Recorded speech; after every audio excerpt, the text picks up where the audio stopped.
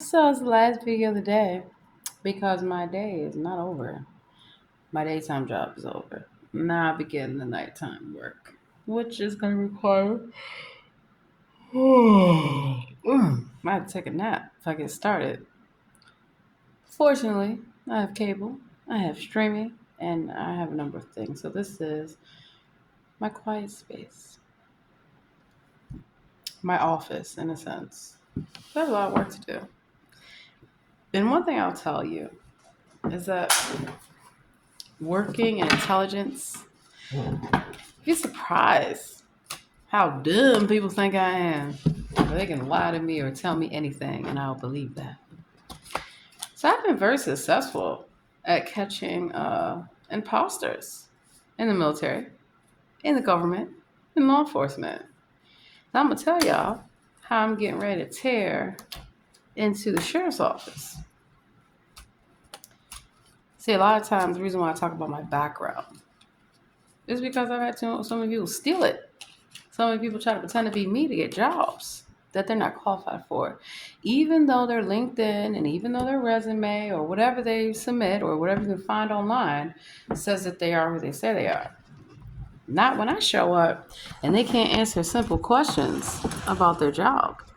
Not when they refuse to give their name. So I'm going to talk about law enforcement impersonators. When they refuse to give their name, when they refuse to give their badge number. Yeah, I've caught many police impersonators. And now I'm getting ready to bust a sheriff employee impersonator. Because a lot of times people don't realize that in the military and in law enforcement, or even the government, they're civilians. So they're not actual sheriff employees or law enforcement. They're part of the community, but they're not the actual person that has the authority to do stuff. And so when I get kickback about anything, any investigation that I'm doing, because I'm doing military investigations, I want to know your name, badge number. You have a card? And so they'll try to make up excuses. Like I caught an impersonator yesterday who's getting ready to get busted. So, play some cards real quick. I'm looking for the Queen of Hearts and the Two of Clubs. Move my laptop here. Especially when I'm talking about identity theft and fraud, because it just so happened that I applied to be a sheriff deputy for Orange County, California. And then my background came back that somebody's been working under my ID. A couple people have been getting charges in my name. A number of things. You've got to be kidding me. So fortunately, when I make videos and do investigations, I don't specifically tell the location, but I put it online. So that way, if a person's in another jurisdiction pretending to be me, you will be busted. Like this particular individual got busted. That's also why it's a good thing that if you're in your home and you're getting calls from someone who's pretending to be someone that they're not, record the call. Depending on the jurisdiction that you're in, it will determine if you have to give consent or not. Part of the thing that I've been challenging is that if you have recording devices in your home and you're on speakerphone, okay, do you have to let that person know? Or if it's a criminal and you're catching them in a criminal act, do you have to give consent that you are recording them? Because obviously, if they're criminal, they're going to hang up or they're not going to say whatever. So now you know. So when this individual called me on my phone to tell me that there was a warrant out for my arrest, you got to be kidding me. And that's why the military brought me out here. So, 10 and 4. 2 of spades. 9. Said that we were going to look for the Queen of Hearts. And I said that we were going to look for the 2 of Clubs. Bam. They were cards. Because I'm the Queen of Hearts. I also do numerology, astrology, a number of things.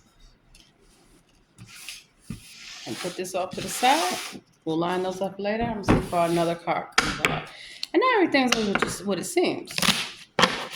So this individual, when I went in there to talk about fraud, when I went there to talk about calls that were recorded from an impersonator, they tried to distract me. They started tapping. They started showing a little lizard tongue. They started doing a number of things to distract me from the investigation. Absolutely not. And in fact, seems like I'm on to the guilty party. Hit dog always gonna holler. And so this individual kept trying to deter me from investigating and could not tell me the appropriate investigative bodies to speak to and gave me the wrong information. I knew that they were guilty of something. They just didn't know that I would walk in there and know to come talk to them. I do feel that the Lord plays a part in my investigations, clearly. Funny because King of Hearts.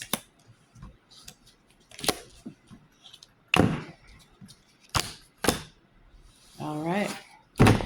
And so I already knew the correct information, but they didn't know that I knew it. And that's the scary part, is that when somebody, we got 3 kings.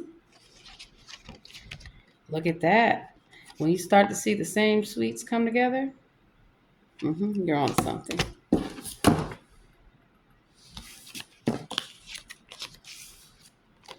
Three kings. Oh, I'm sleepy. I might go take a nap before I get into what I need to get into. There's nothing wrong with taking a nap. So back to this individual. When I know that they're telling me the wrong information and I start calling them out on it and they start trying to distract me, you're the guilty party, darling. I'm going to draw 3 cards. Also, when I ask for their name and they don't want to give it, when I ask for their card and they hand me a blank card, they're a civilian.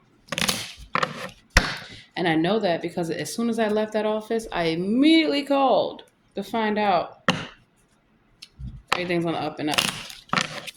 And it's not, because I got their background check. So there are certain databases that I have access to because of my credentials. And so whenever you interact with law enforcement, they also can see your information. And depending on what pulls up is whether or not they may or may not assist you. Bam. And so that's something that I work with law enforcement to not have biases against people. So we didn't see the card. Let's see if we'll see the card. I'm just going to draw 3 cards. 1, 2, 3. We're not going to see the 2, but let's see what we're going to see. We got the 2. I didn't do any card tricks. You guys clearly saw, and I said we were not going to see it. But looks like we are going to see it. So, looks like my investigation into the sheriff's office is complete because I have found the guilty party. Now, I know y'all might be like, oh my God, she uses cards. Yeah, I do. I can see your past, present, and future, sweetheart. And when I give people readings, I don't need a special card. I can use regular playing cards. I'll tell you about your past, present, and future. So, tell me how you like that, Apples, because sometimes a lot of people think that they run the show, but I'm the one that has a deck of cards. It's like I'm cashing in. Because this individual, you're going to jail, sweetheart. You cannot pretend to be the sheriff. You cannot misrepresent yourself, give out false information, refuse to give your information. And that's the beauty of why everything is on cameras these days.